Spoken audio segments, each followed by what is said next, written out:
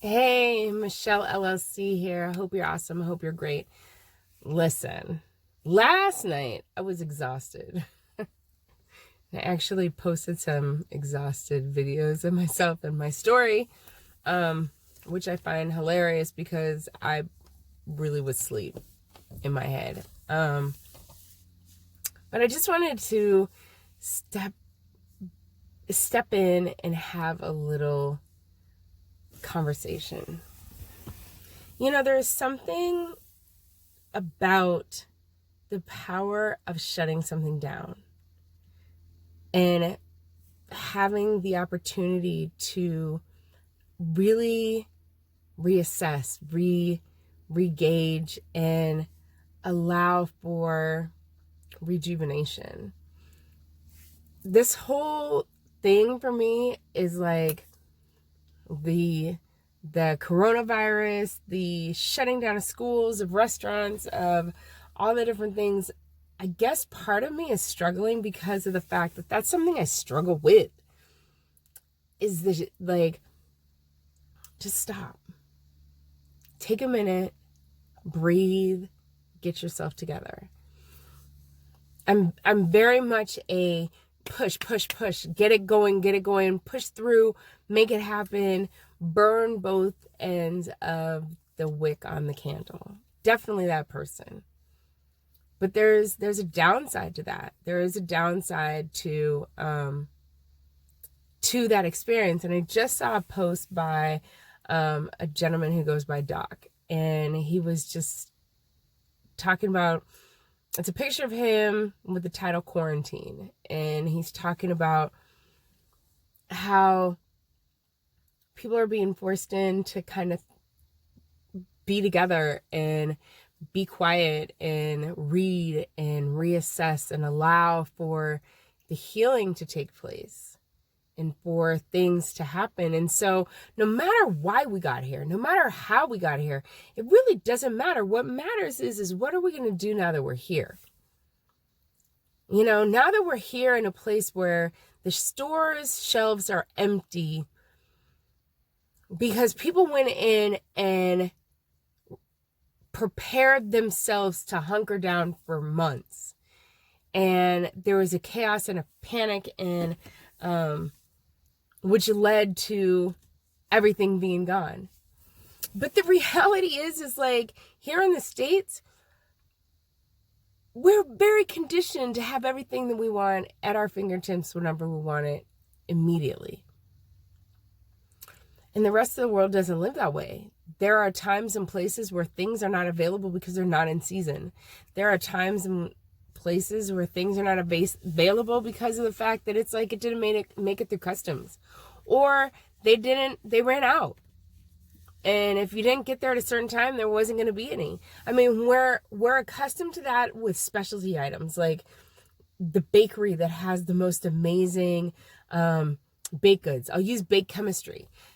When her beignets are gone, they're gone. The beignets, you better grab them when they're there, and they'll be there Saturday. But these things where we're conditioned to accept that we missed out on something when we know there's a limited amount and when it's told to us up front because it's a specialty item. But we're not used to walking in and there being no water, no milk, no eggs, no fruits and vegetables. The potatoes are gone, y'all, from Sprouts. The onions are gone. Everything's gone. And so when we have these spaces where everything is cleared out because somebody is going in and grabbing everything because they're scared to be without,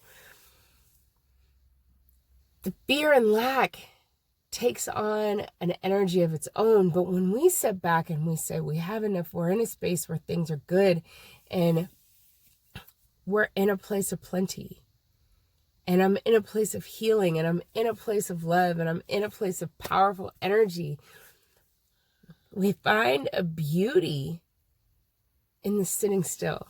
So I've really just been charged with getting out of the house, not getting out to be around people per se, but getting out in nature, walking, putting my feet in the dirt, putting my hands in the dirt, just getting out into nature, allowing the energy to surround me. Honestly, when I'm inside the house, my allergies are acting up, my nose, my eyes, everything is just congested. And then the minute I get out, excuse me, even right now, just being outside, walking around, just being outside in the earth, being under the moon, being under the clouds, under the stars, under the sun, amongst the trees, it's just beautiful. And it allows for this healing. It allows for Gaia to rise up and be the powerhouse that she is, that we are.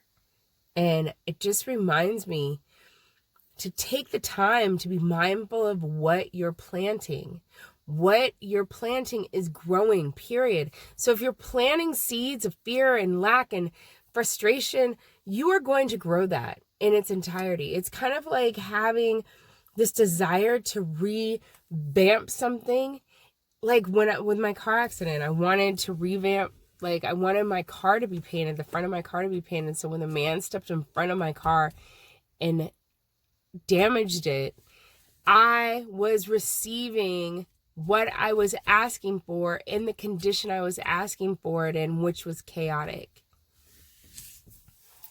So I think it's hugely important that we stop, reset, and put ourselves in a place where we are intentionally asking for something in a way that is going to push something forward in a peaceful state, that where we can be grateful and we can receive this blessing that is fabulous, because it's awaiting us.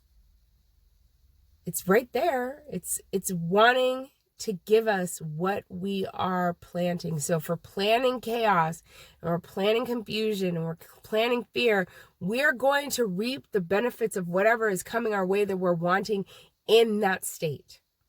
If we are planting peace, if we are planting joy and gratitude and just happiness and this place of well-being, the things that we plant in that space, we will receive it in that energy as well. So I say that to say that it's really super important that the way we're thinking right now, the feelings we're having, stop watching the things, the updates, if that's freaking you out.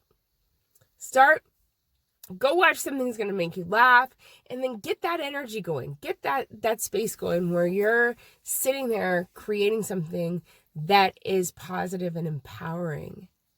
It's hugely important because we're all investing and contributing to what's happening.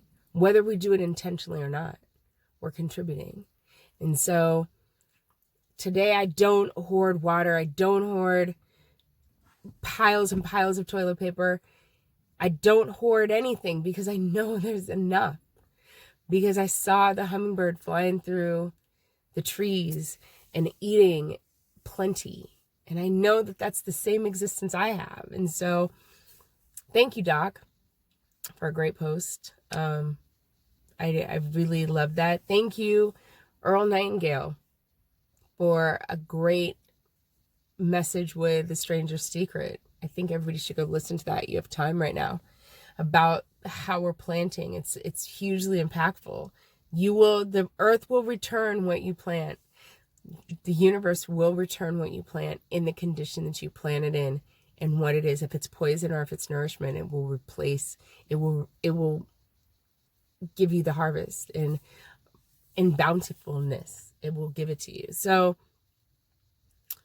let's be excited that we're healthy, we're whole, and we have systems that can fight off viruses. And if we catch something, we also have a system that can rejuvenate us and put us back to where we were. Let's focus on the things that are powerful and positive. And so with this, I hope you have a powerful night filled with love, laughter, and good nourishment and amazing rest. And you just feel love. So if you need somebody to talk to, if you're stressing out, DM me. Let's connect. Let's make this happen. If you know somebody that needs to hear this message, share, pass it forward, pass it sideways, tag them, whatever it is. But no matter what it is, know you're loved and you have a good night. All right, bye.